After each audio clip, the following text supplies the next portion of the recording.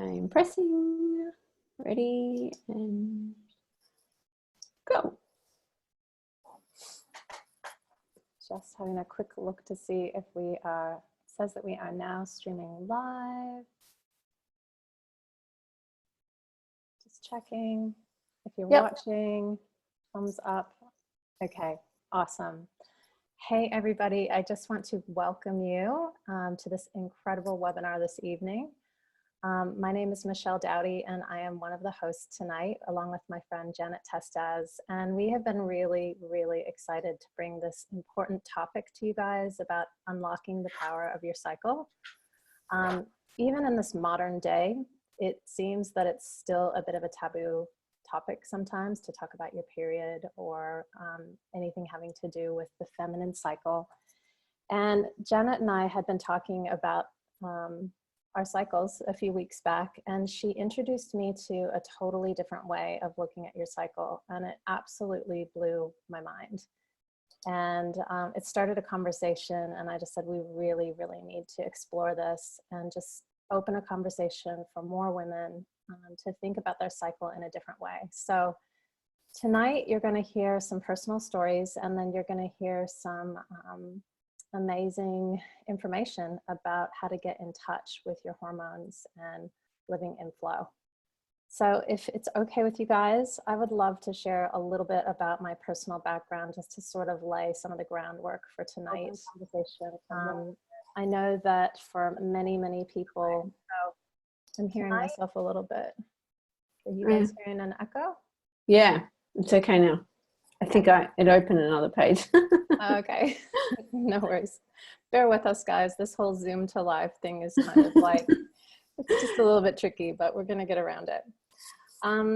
So my experience growing up was not one where I really was taught what a period was. And I think you'll find a lot of times with kids, a lot more is caught than taught. So what I saw with my eyes and I observed with my own mother really, to be honest, kind of freaked me out. She was somebody that suffered debilitating pain for at least 2, maybe 3 days every single month. And so from a really young age, I remember her crawling into bed and asking me for the heating pad. And so I would bring her the heating pad, and she would need painkillers, and she would ask me to bring her a glass of milk because it would help make it more gentle on her stomach. So as you can imagine, all of these things as a young girl, I just kind of thought, this is just awful. You know, my mom, who I love and adore and who's sweet and always engaged, just suddenly was like away.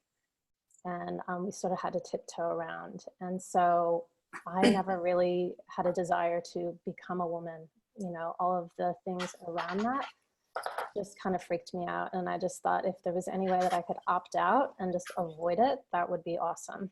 But as you know, we can't avoid those things. So I was pretty fortunate, I think, because it wasn't until I was 14 that I actually got my period. I wasn't at home. I didn't have the talk with my mom. I was at a girlfriend's house, and I just kind of figured things out, and I was very discreet about it. It was not something that I wanted to discuss. I was surprised. I didn't experience what my mom had experienced. It seemed like I was having, I guess, a healthy period. It wasn't until I hit university that I began to mirror some of the things that I had seen with my mom.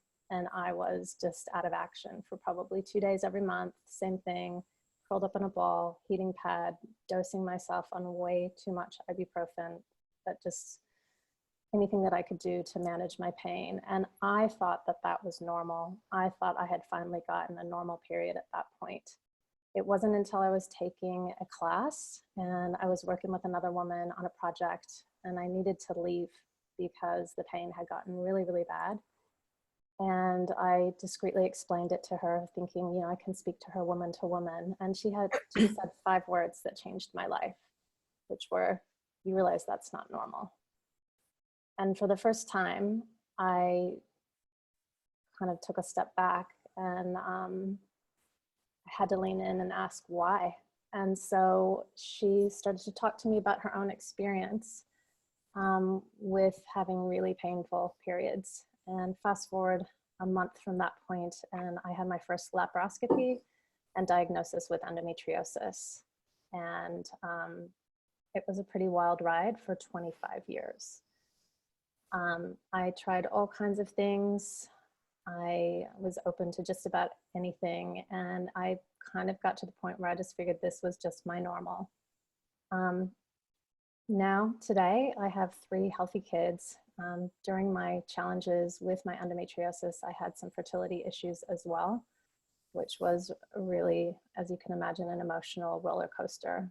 But 3 years ago, I became part of the Empowered Women's Project. And, you know, one of the things that we are so passionate about in this community is helping women live their healthiest, fullest lives. And so when I got started on the program that we have, I still can't believe it to this day. Just a month into our program, and I had a normal, healthy period without pain. And I've been pain-free for the past 3 years. So I am super passionate about talking to women about pain and where they're at. And I guess I should just tell you that tonight we're not talking about endometriosis in particular, or PCOS or fibroids. I'm not talking about the conditions that many of us experience, but I think it's enough to know that over 50% of us experience some sort of hormonal issue. So tonight we're looking at this topic from a bird's eye view and just showing you some strategies and maybe tools to take away to investigate deeper into what it looks like to have a healthy period. So I would encourage you, if you don't have a piece of paper or a pen, I would grab one. There's going to be some stuff that you want to write down. There's going to be some stuff that you may have not ever heard before. And there are going to be some resources that we're going to share. So without any further ado, I would love to introduce you to Janet. She is such a dear friend of mine. And if it wasn't for the Empowered Women's Project, I never would have met Janet. So I'm super grateful. She is a kick-ass, if I can say that, holistic nutritionist. And she has shed light on so many different topics for us in our community, from gut health to skin health, and now tonight to talking about our hormones. So I'm going to pass it over to you, and can't wait to hear what you have to say. Awesome. Thanks, Michelle. So I guess, yeah, as Michelle was saying, I'm a holistic nutritionist, and my journey on natural health really started back in 2010 when I had a kidney tumor and had to get my right kidney removed. So I had pain in my right side. I became really unwell really quickly, was rushed to hospital, and 5 days later my kidney had to be removed. And it was a catalyst for change for me. I remember when I was in hospital, I asked the doctor why this happened to me and what I needed to do. Now I only had one kidney, and he replied to me, just eat and drink as normal. And he knew nothing about me. He didn't ask anything about me. He just assumed that because I was slim and young, I was 26 at the time, that I was, like, in brackets, healthy. And I knew that didn't really sit very well with me. So I went looking for more answers, because it was a real, experience. Like, you're faced with your own mortality. And I was just like, I can't end up back in here again. And so I went looking for answers, and one thing led to another. And I ended up going and, became really passionate about food and about health, and realized that I did have a lot of power with my own health. Something just happened to the lights. And I did have a lot of power. Yes, that's funny. I'm talking about power with my own health. And so on this journey, as I went and studied nutritional medicine. I actually had been on the oral contraceptive pill for 10 years. I went on it when I was 18 for my hormonal acne. And then decided, learned a lot about the pill in my health journey, and actually realized that it wasn't very good for me. It was doing damage to my gut. And so it was the obvious next step for me to just go off it. I actually did it with no support to begin with, and that was a little bit crazy, because I then had crazy hormonal acne. I didn't get my period for 6 months.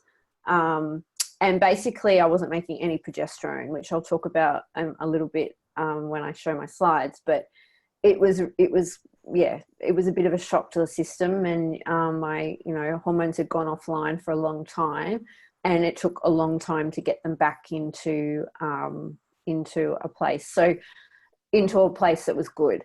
And so I think up until that point, I never really appreciated my cycle. I wasn't connected to my body. I was disconnected to my body, to my cycle. And I really just thought your period, it was on and off button type. It was black and white. It was either you had your period or you didn't. I didn't understand that when I was on the pill, it wasn't a real cycle. And so as I've gone through this healing journey on myself and also working with other people, I have realized the power of our bodies and how amazing female hormone cycle is. And I've also become to appreciate it and not acknowledge it and honor it a lot more. And I guess for me, particularly in the last couple of years, I've become a lot more in tune with my cycle and honoring each phase of my cycle, and respecting that and being a lot more in tune with it. And it has been a total game changer. And there's been a few things along the way that I've been like, oh my gosh, total game changer. And it's made me understand myself a lot more and why the way I am, why I am the way I am, particularly when I'm comparing myself to my partner who's male, and going, why can't I always be on like him, or, be focused, or, that type of thing, which I think is really common. So, my goal, I guess, for tonight is for you guys to, if you're watching this, to feel informed, to learn some stuff, but also feeling excited and empowered about your own hormones and about your journey. And if you are struggling with your hormones, or there's things that aren't right with your cycle, that you actually feel like there's something that you can do about it. So I'm just going to now share my screen. And I just want to say, I'm kind of turning my head from the side to just try and see if you guys have questions coming through. We're just trying to monitor the Facebook group as we are presenting tonight. So we'll do our best with that. So you can see my slides now, yeah? Yeah. Yeah, okay, cool.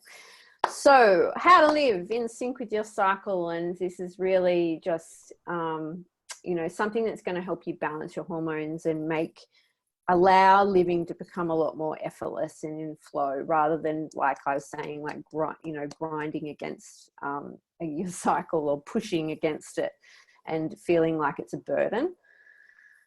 All right, so the things I'm going to be covering tonight is understanding your cycle, so the basics around that, around tracking it, that type of thing, and then also including the big drivers of your hormonal imbalances. So some of the things that I frequently see with different conditions, with PMS, with period pain, with other hormonal conditions.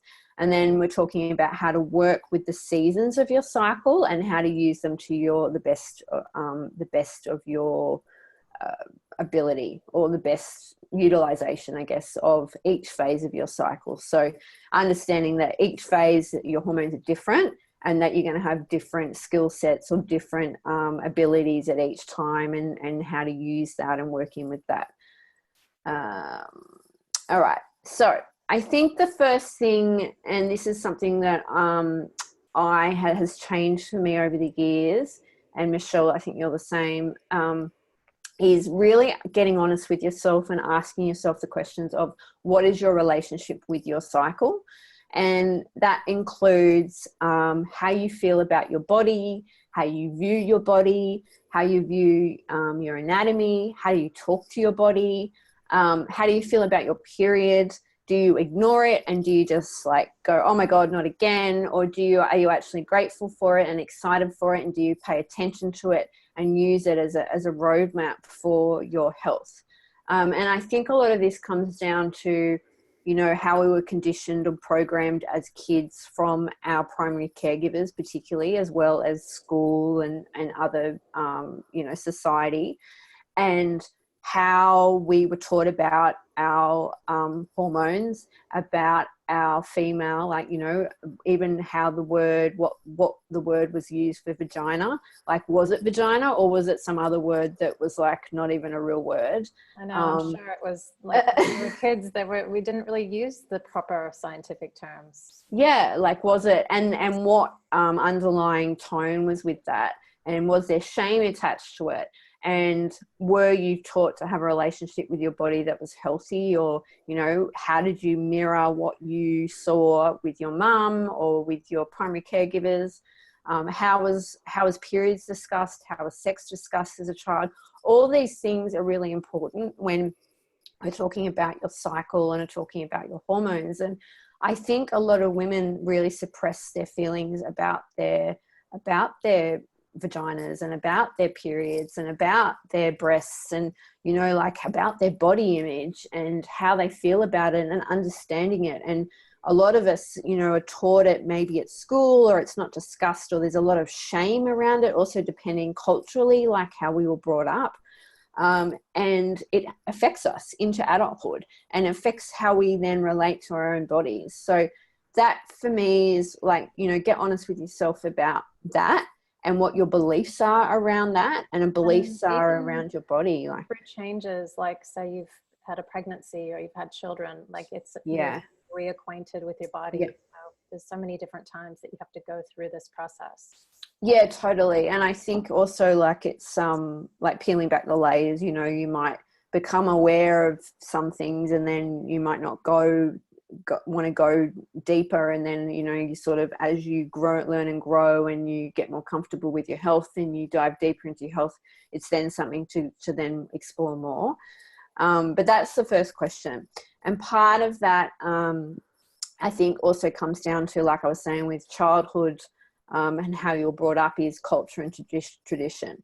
And so I think I feel like a lot of culture and tradition in terms of rites of passage, the way that the wisdom through women have been passed down. We used to, in cultures, have this, and some cultures still do this really well, but Western society, we've lost this. We've lost this passing down of wisdom around our hormones, around our cycle, around pregnancy, around birth, and also the support network that also came with that. And you know, like, we don't get that wisdom and knowledge from ancestors like we used to, I feel. I think, Michelle, you wanted to Yeah, I think, you know, we live in, you know, it's amazing that we can travel and that we can explore and that we can do so many different things that, you know, many generations ago, you know, it was a completely different lifestyle. And, you know, you were living with your grandmother, you were living with your great grandmother. You know, there's cultures and traditions that when women were menstruating, they were together and they would pass the stories down and they would celebrate. And it was something that was actually talked about, anticipated. It was a rite of passage. And we've just lost that. I don't even know, you know, there might be other cultural, you know, groups where maybe they still continue that, but certainly for me, that was never something that we talked about. And I don't, you know, growing up, I don't remember my friends talking about that either. So we've become really disjointed from, you know, who we are as women from our ancestors. And that's really kind of left us feeling lost. Yeah. I think another note on that as well is it's also been lost with men. So that whole rite of passage from a boy to a man and having guidance is also, like, it's another topic, but it's something that I also think has been lost. So it's been lost on both sides, but yeah, it's definitely something. And I guess I'm including that just in terms of, if you're a woman and you're watching this and you have children, you know, how do you want to start discussing, and how do you discuss this topic with your daughters and your sons? I think they've got to be discussed with both, but, you know, it's just something to bring some awareness awareness to you. Okay, so your period, the way that I view it, and this is something that I definitely is one of the first things I ask clients when I'm working with them is, you know, what's your cycle like? So your period really, to me, is your monthly report card. It can tell us a lot. like, you know, how long your cycle is, you know, if you're getting pain, are you getting period pain, PMS, the state of your flow. It gives us lots of little hints, and our body likes to do that. But I think as women, we're actually very lucky that we get a health report card every month, or hopefully every month for most people, that tells us how we are, and tells us what's going on, tells us that we've probably been pushing too hard, or that we actually have been looking after ourselves. So that for me is a beautiful reframe. And when you start viewing your cycle like that, and viewing your menstrual cycle like that, it can be a bit of a game changer in itself, because you're going, oh my gosh, this is like my monthly report card. That's awesome. And so bring some appreciation and awareness into it. I'm just going to quickly go over the hormonal cycle. And this is a 28-day cycle, but it's not for every woman 28 days. So the average is 28 days, but it can vary anywhere between, say, 26 to about 35 days, and that's quite normal. But it has four phases. And the first phase is usually considered from day one, from the first day of bleeding, which is the start of the menstrual cycle.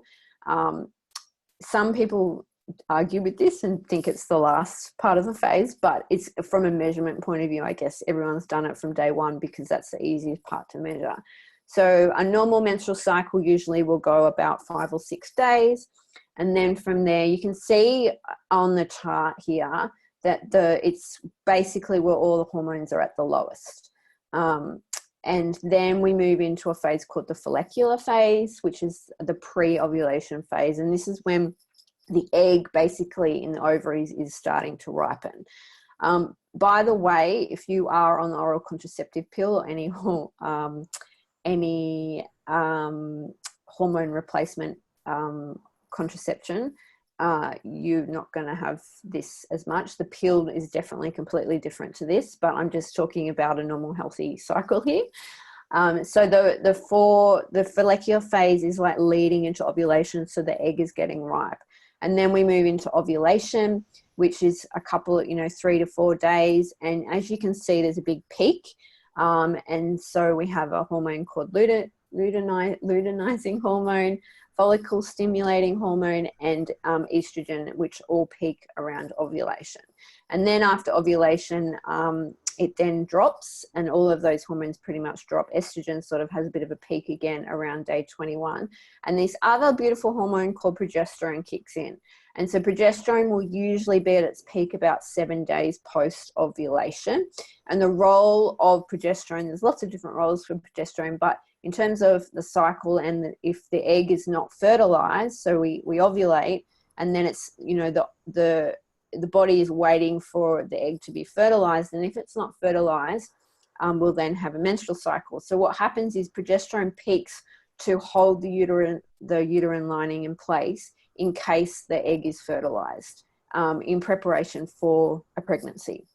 If that doesn't happen, progesterone will then drop off, and then we'll go and move back on into like the uterine lining shedding, and that is when your start of your menstrual cycle begins.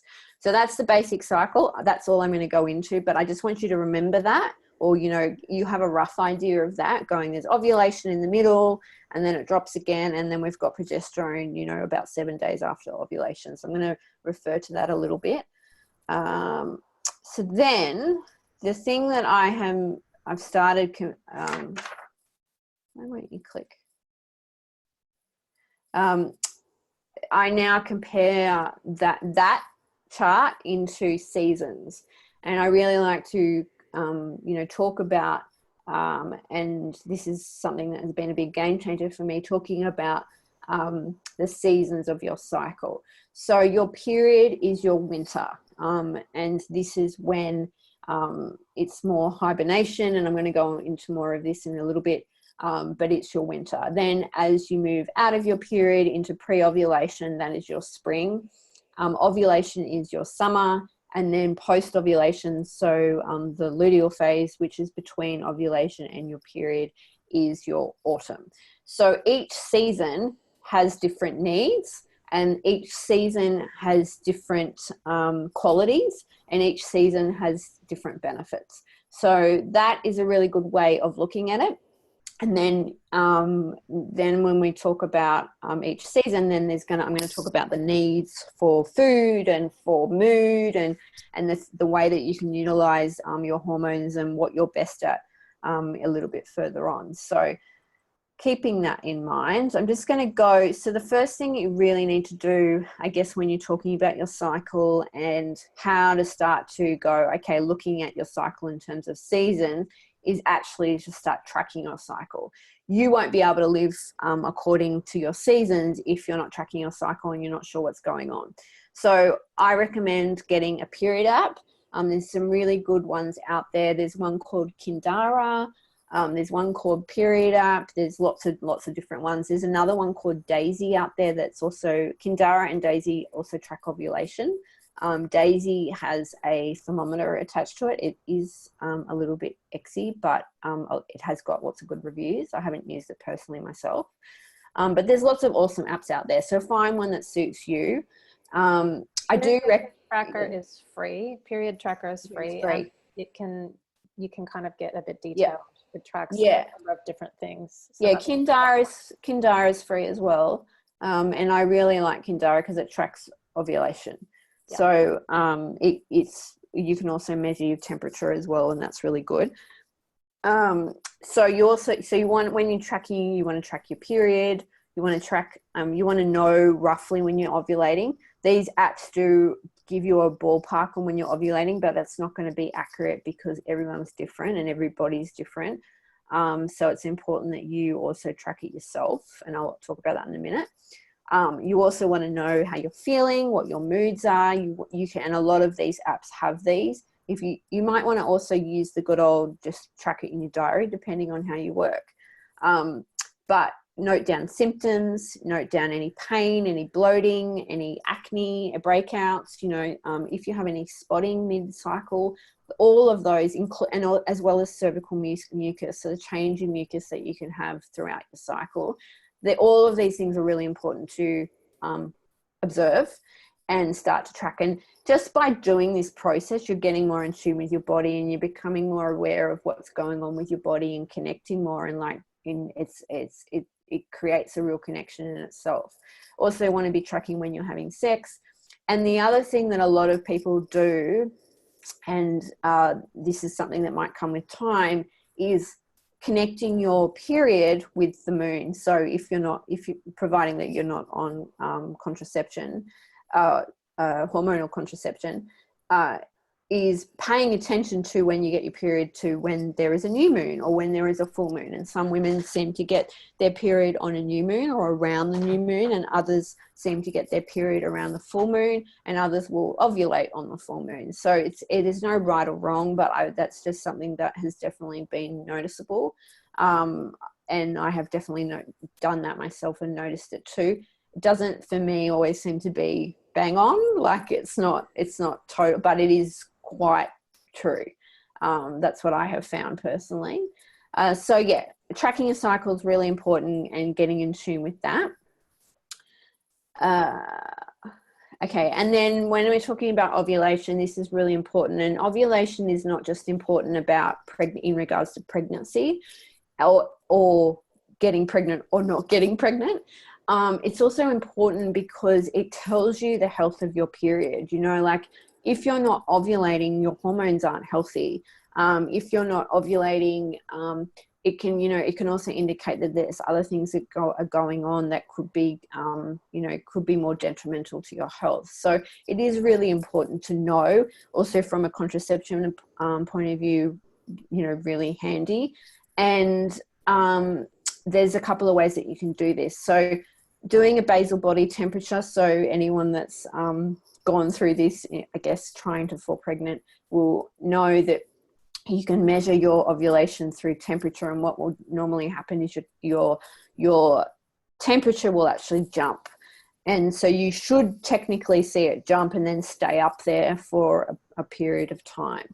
And then also cervical mucus, the change in cervical mucus will be more like an egg white consistency if it is ovulation, but usually this is going to be past after the point.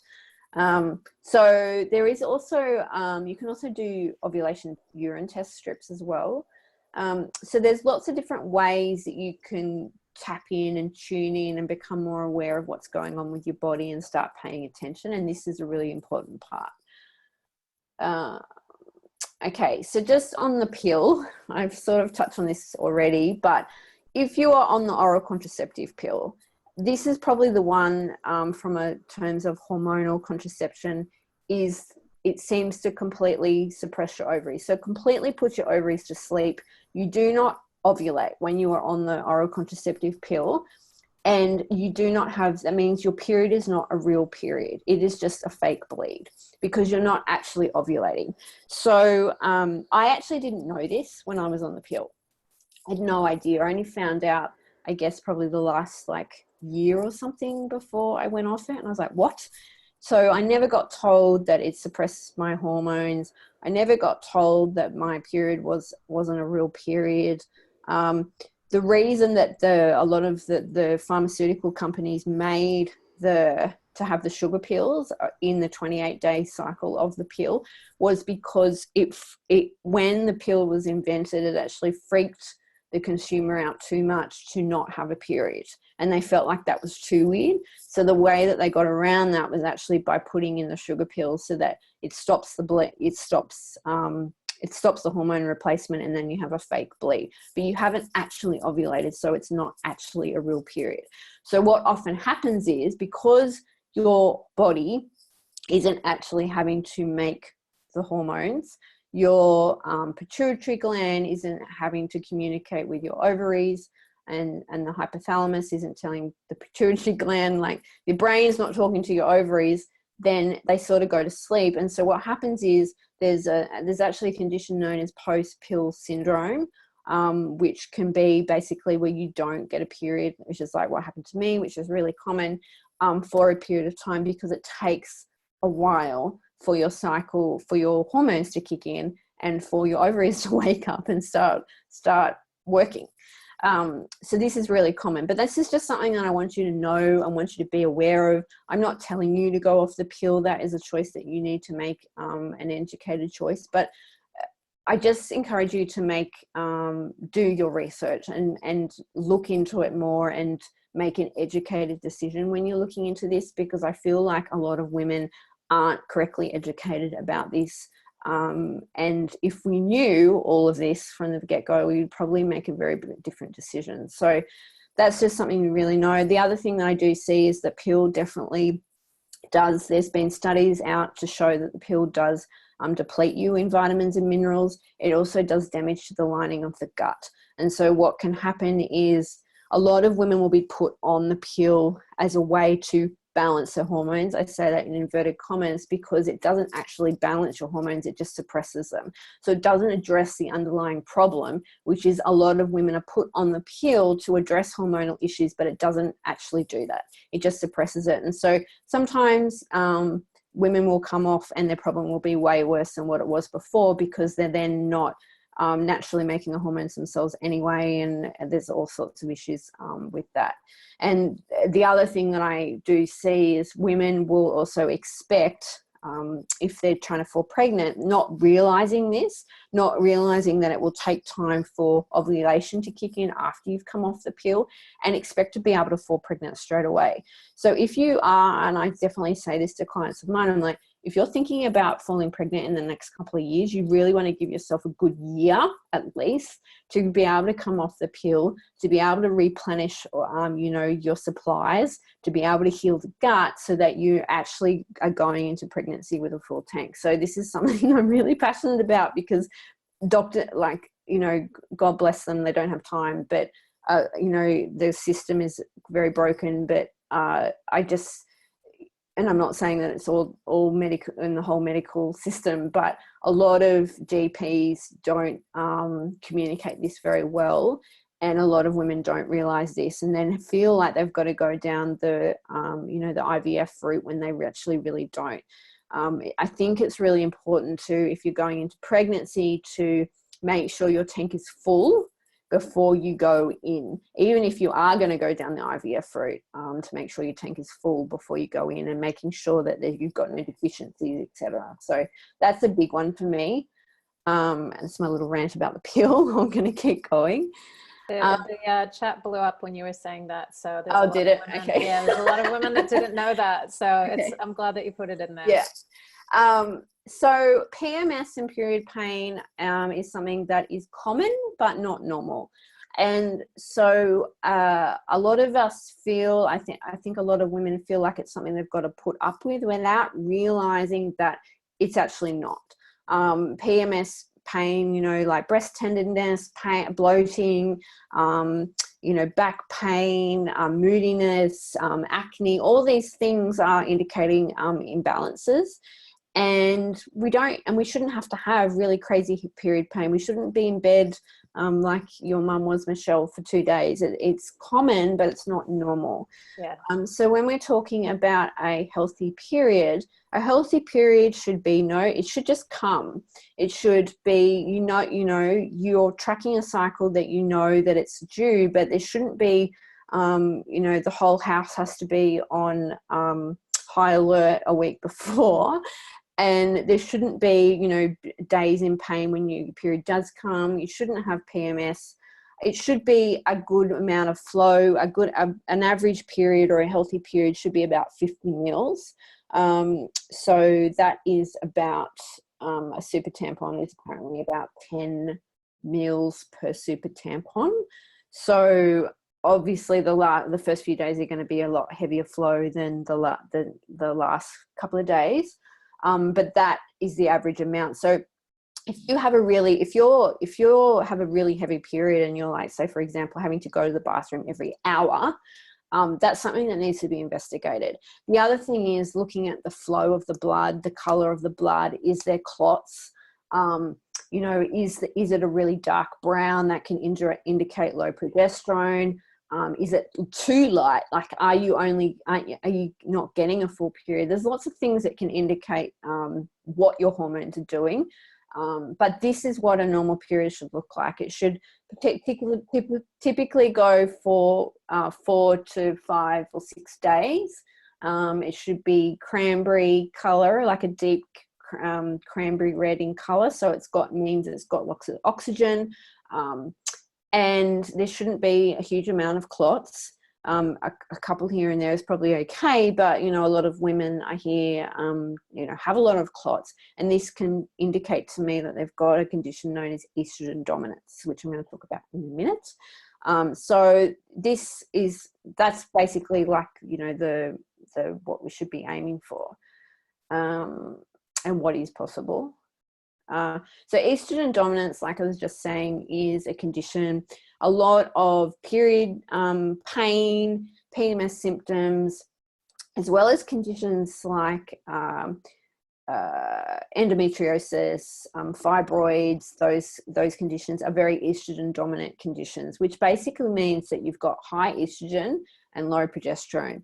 And there's a couple of reasons behind this. One is that your liver and your gut is not clearing the estrogen effectively. So your gut and your liver are connected. They work in they have a beautiful relationship. And your liver's job is a detoxifier, and it's to clean the blood. And what happens is when these hormones come, estrogen, it needs to be converted to a water-soluble version for it to be excreted and through the bowels. And what happens is when there's too much and the liver can't clear it all, it will put it back into the bloodstream and it will recirculate around the bloodstream. And so then what happens is the body is then acting as it's got more estrogen in its system than it does. So that's one thing. The other thing is not making enough progesterone, which is really common as well. So it's this balance.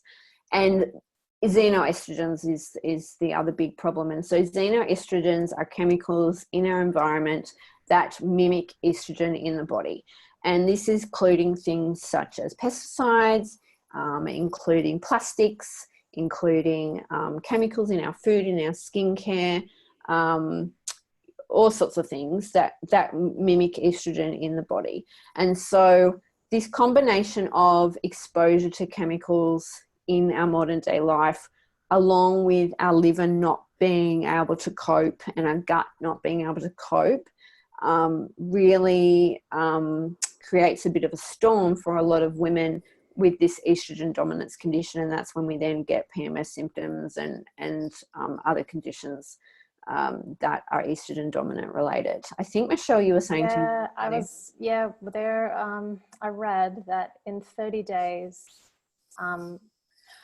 the chemicals that we're exposed to in 30 days used to take a lifetime. Like our grandparents lived a lifetime before they received such a high exposure. And so that's why we're seeing things like early onset puberty, and a lot of the things, like you said, with, lacking progesterone. And I had a comment from Giselle Hannah, she was saying that she suffers pain during menstruation. And I know that, I discovered that was because of a lack of progesterone as well. And the other thing is that can, contribute to a lot of these issues is also inflammation. So there's a few big contributors to inflammation in the body. One is a condition known as leaky gut. I'm not going to go into that, but it basically means that the gut isn't working as well as it should, and it's letting things into the bloodstream and the immune system is reacting. Also foods that we're consuming that cause inflammation, like, sugars and vegetable oils and highly processed foods and packages that aren't from nature also contribute to inflammation, as well as toxins in the environment, like I was just mentioning before. And the other big thing that is a real big driver of inflammation is stress. And so all those things that I just mentioned are stresses. There's two types of stresses. There's environmental stresses. So physical stresses on the body, there's environmental stresses on the body like chemicals and toxins, and there's also emotional stress. And so this is the pressure that we put ourselves under as women. This is also modern day lifestyle and living. This is also not getting adequate amounts of rest and sleep. This is also exposure to blue light that can mess with our hormones, but also the emotional stress that we put ourselves under in terms of the stories that we have, the beliefs that we have about ourselves, and the meaning that we give things, and the pressure that we put ourselves under can also cause stress. And so it's not necessarily that the stress is going to go away, but it's a big part of it is how we manage it. So how are we managing it? How are we regulating ourselves so that our nervous system isn't in this heightened state of alarm or this fight or flight mode, because that causes inflammation in the body. So, yes. I was just going to say there were a few comments. Michelle Powell said that she had a more balanced period in isolation because the stresses have been reduced. Yeah. A lot of women that have experienced that. More manageable periods. Yeah, I've actually heard a lot of women say this. They're like, oh my God, like the whole isolation thing is actually like, this is a rest I really needed. I don't know whether everyone's saying that, depending if you've got kids, you were homeschooling, but they didn't cancel each other out. We still got some benefits. Yeah.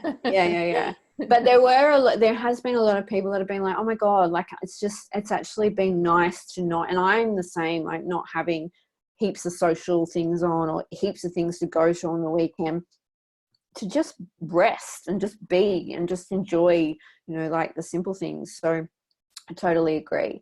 Progesterone is one of those beautiful hormones. It is very important, like I was saying, in terms of balancing out your estrogen.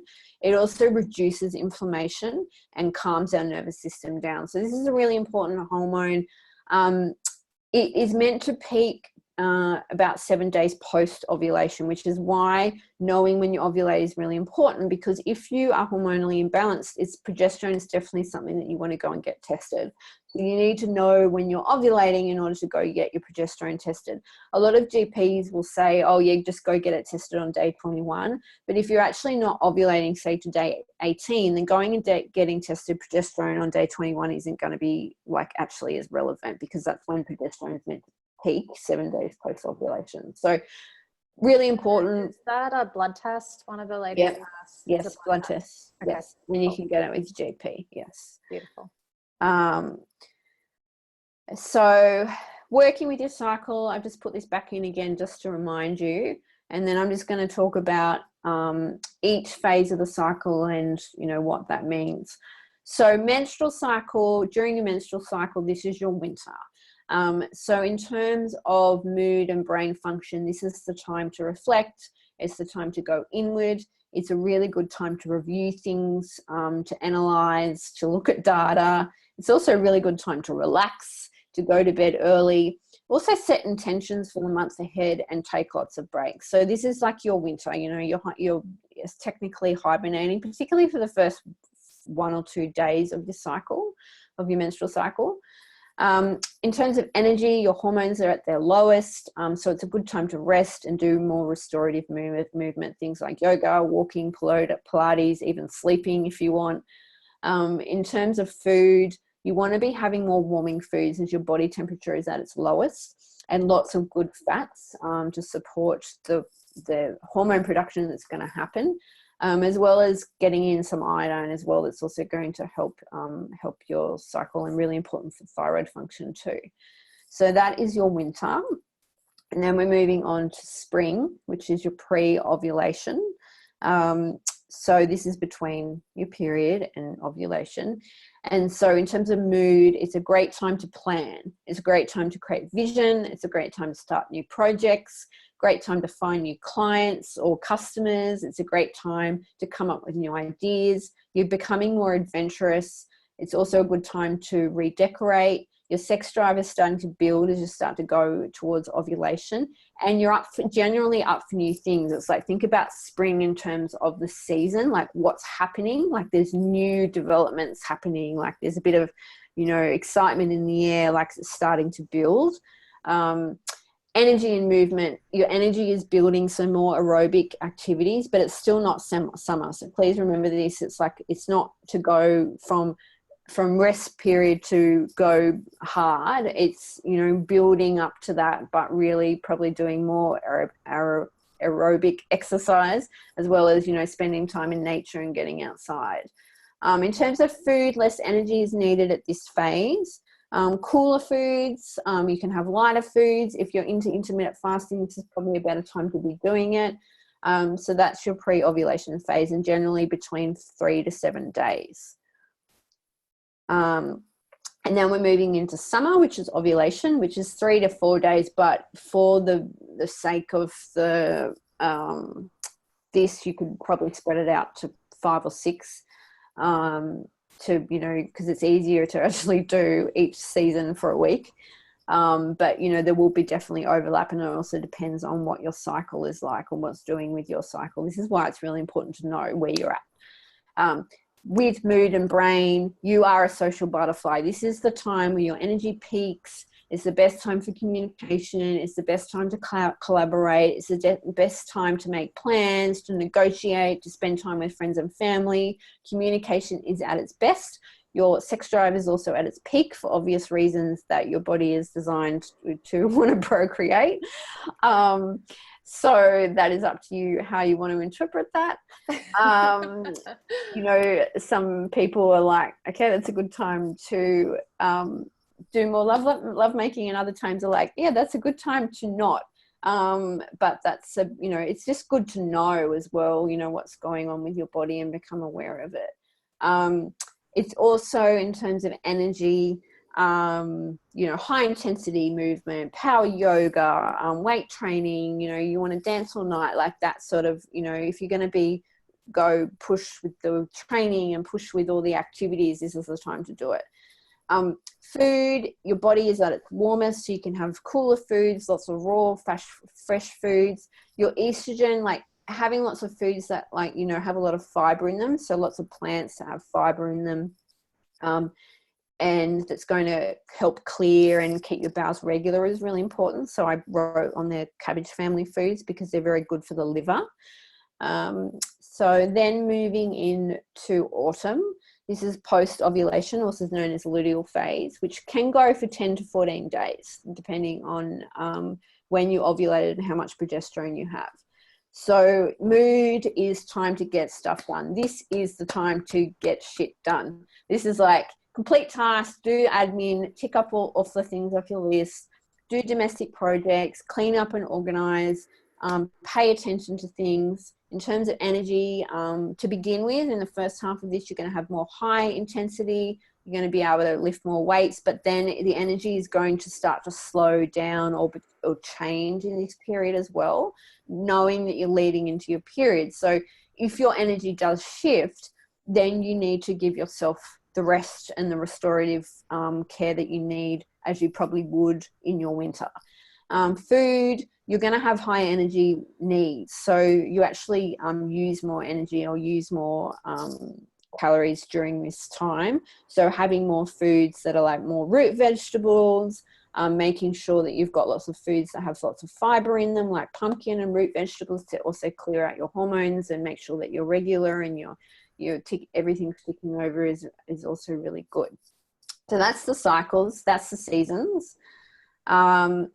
And then the other thing that is really important to consider is also where you're leaking energy. So respecting your seasons and starting to go, okay, all right, when I'm ovulating, this is the time that I want to speak and I want to create and I want to be social, and knowing when my winter is, but also understanding that there's going to be also things in your day or in your life that could be actually sucking energy out of you, or, leaking energy leaks.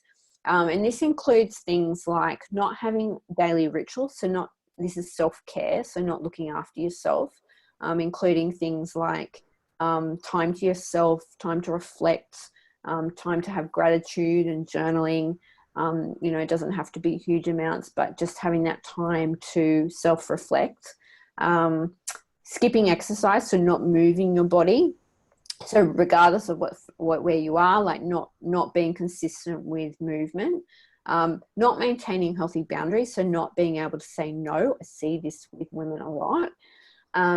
Lack of connection and community, so not feeling supported by other women and having a circle of women around them. That's really important. Not having enough rest, so resting when you need and like not beating yourself up for needing to rest. And this where it comes into listening to your cycles more and doing things according to the seasons. Negative self-talk, so putting yourself down and not, becoming aware of how you're talking to yourself and that conversation that's happening in your head. And not speaking up and not asking for help. So all of these are really important things in terms of energy, and they can either give you energy or they can either take it away. So this is really important as well, and just something for you to consider. And then the other thing I really want to touch on is feminine and masculine energy. So if you haven't really gone into this space or really just explored this topic before, from an energetic level, we are both there. We have feminine and masculine energy. Everyone has a feminine and a masculine energy in them, regardless of their gender or their sexuality. However, you'll always have one that is more dominant. And so for females, you could be a more masculine energy, but most likely you're probably more feminine energy. However, we've been conditioned from a societal point of view to be more in our masculine. And so in order for us to feel balanced with our hormones, we need to have both feminine and masculine energy. And this is also works in relationships because polar opposites attract. And so you can't have two masculines in a relationship or two feminines in a relationship, and you will always see this in a relationship. You can have a more feminine, a more masculine. Gender is not always relevant. Even with same-sex relationships, there will always be someone who's more feminine energy and more masculine energy because polar opposites attract. And so feminine energy is on the left side of the body. It's non-linear, it's creative, it's nurturing, it's moon, it's dark, it's yin, it's receiving. This is a big one. It's surrender, it's flowing, it's water, it doesn't end, it's affection, it's tender, and it's slow. And masculine, which is on the right side of the body, which is linear, it's structure, it's protective, it's sun, it's light, it's yang, it's giving, it's freedom, it's fire, it's stable, it's confident, it's dense, and it's fast. And so we have, you can see just by the words that are on the right-hand side of the page, we are much more conditioned to go on the masculine side of things. And I actually had a friend say to me the other day, she's like, I am definitely have struggled with being more in my feminine, and I'm really focusing on that right now. But she's like, all of my issues in my body are on the left side of my body because her feminine has been blocked. And so if we want balance, really need to be tapping into both and knowing that there's a time to be in your masculine energy and there's a time to be in your feminine energy. And if we want to be balanced, we need to be aware of both energies. And even when in relationship, you know, like we might be in a more of a masculine energy at work and in our business, but then when we're stepping into our relationship and back into with our partners, we might need to be stepping back into our feminine, because if we're going to stay in our masculine, we're actually going to butt heads with them.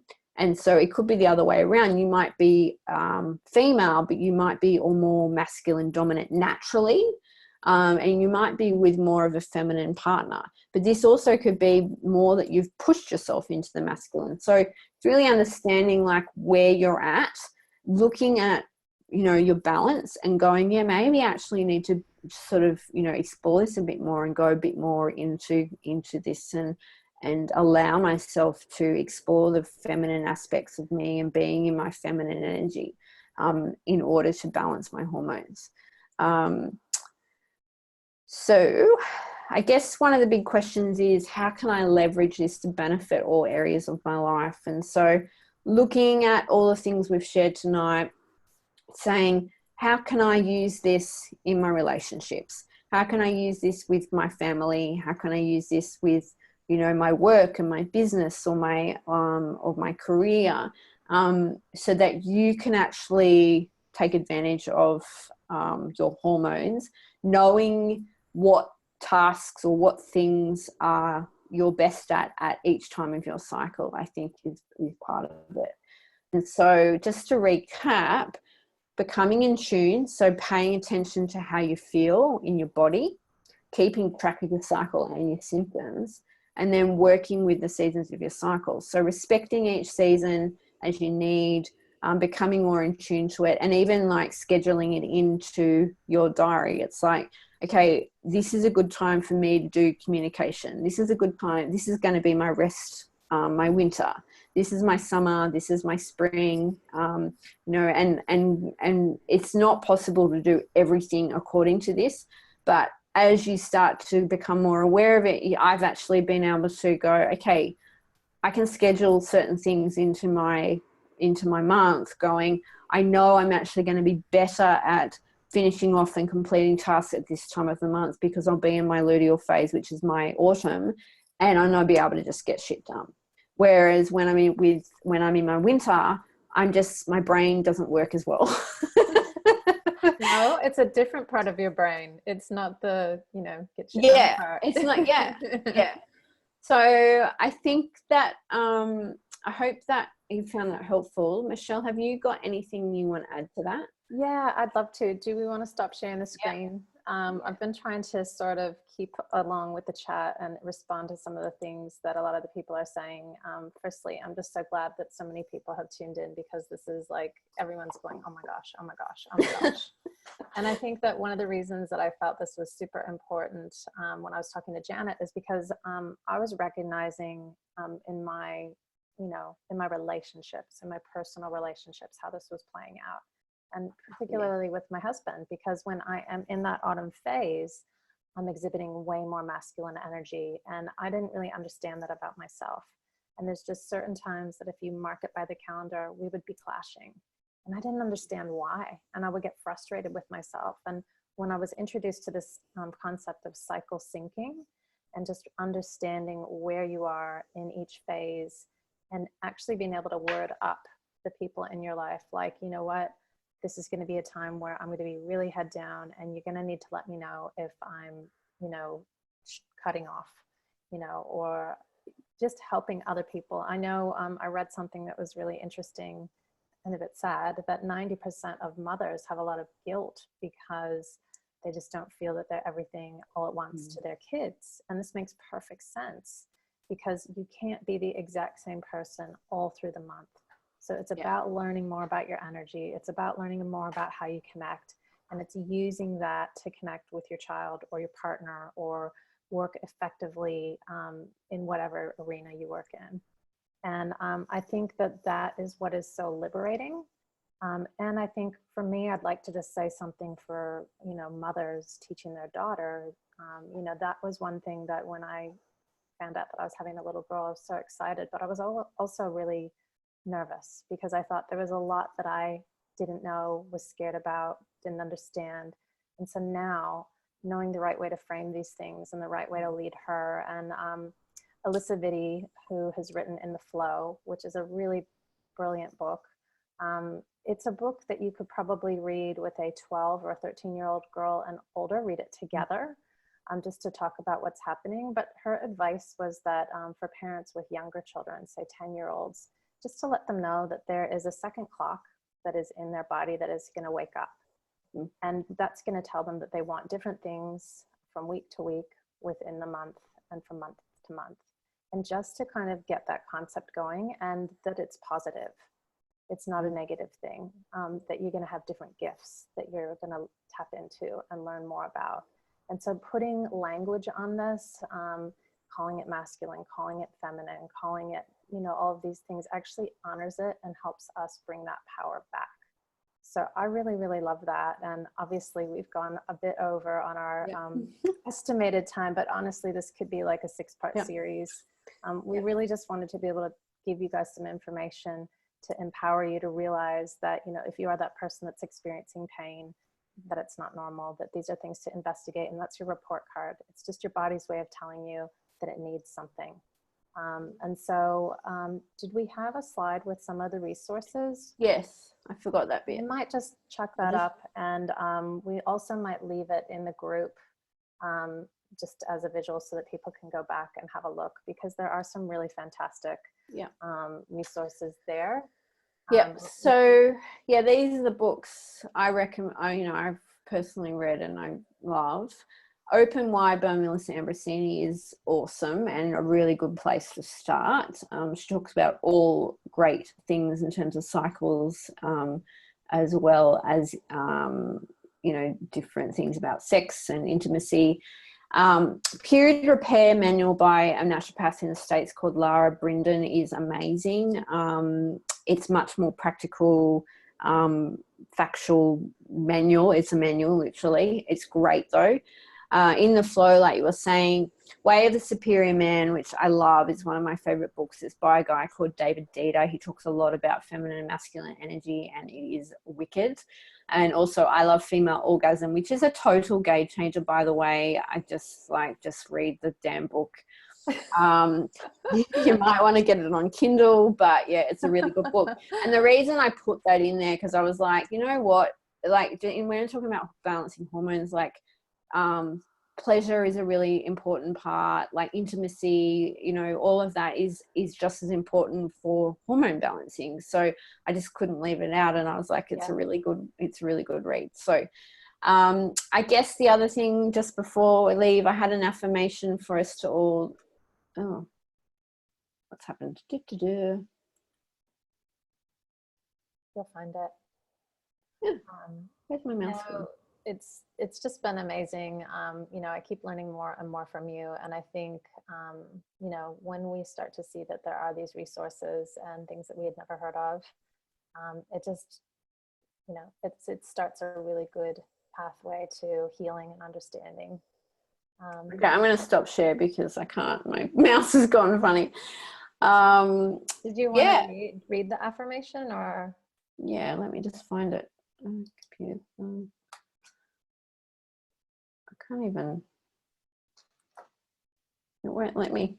You want me to? I'll talk, and then if you just give me a wave if you come across it, I'll just kind of wrap up and hope. Oh no, I've got it. Okay. You got it? Okay. Yeah.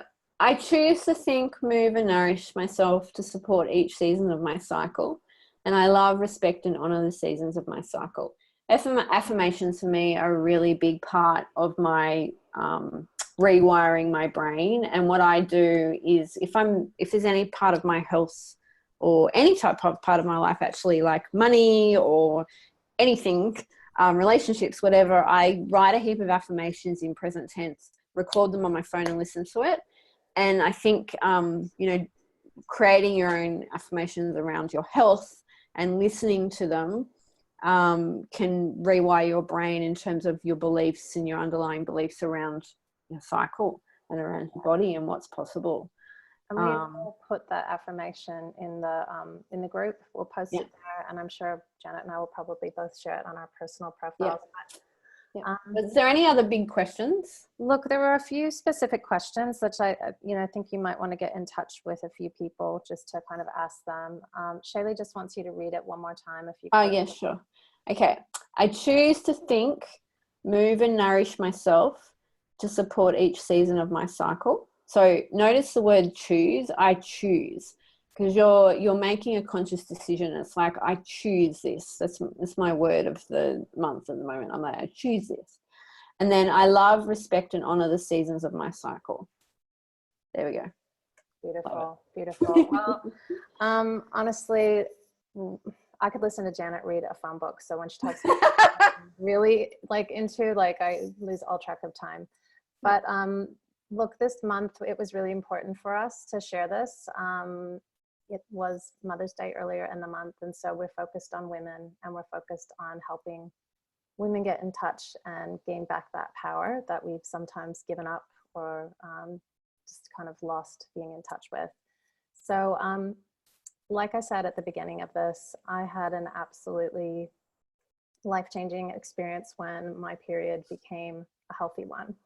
And I just want to say that as a matter of encouraging anyone that's struggling, because for 25 years, I didn't think it could be. So I'd be happy to chat to anybody, but I know that the woman that has invited you to this would be really happy to chat with you about the program that we have that really just supports people getting in touch with their foundational health and supporting a lot of the issues like Janet had mentioned. If this is something that's of interest, please get in touch with whoever shared this with you. And one thing I did want to mention is that if you do decide that you want to look into our program in this month of May, you can invite your mom to come along to the program for free. So that's really special. We're really passionate about helping women live their healthiest, happiest, best lives. And if you want to know more about what we do as a community, tomorrow night we're going to be doing a webinar around the business, our health program, and nutritional support that we provide. So that will be 8 p.m. tomorrow night, and we would love to have you. So thank you so much for tuning in. It's my hope that maybe in the future we will do some more discussions around these topics. But Janet, I can't thank you enough. You are amazing. And thank you so much to all of the women that are on the line tonight. Take care. All right. See you guys. And